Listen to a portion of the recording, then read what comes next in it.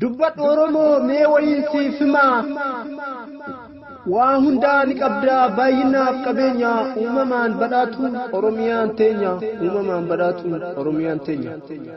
oromiyaa bal'oo yaa uumama ishee albuudaa fi bunni keessatti lalisee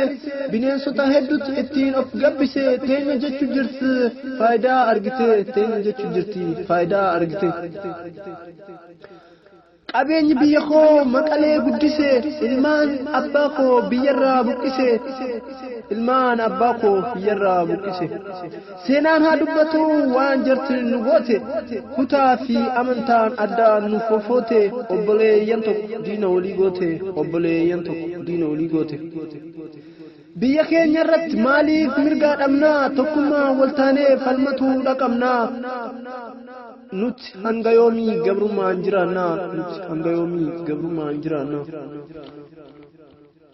mootummaa gabroonfataan bitamnee jiraannu hidhaa fi ajjeechaan duubatti hin deebinu qabsoo jalqabamti galmaan haa geessinu qabsoo jalqabamti galmaan haa geessinu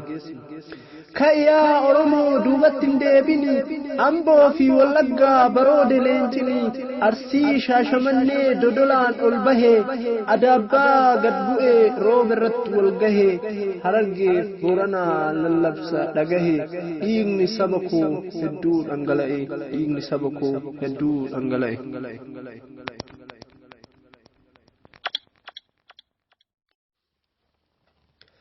dubbat oromoo mee wayinsi fima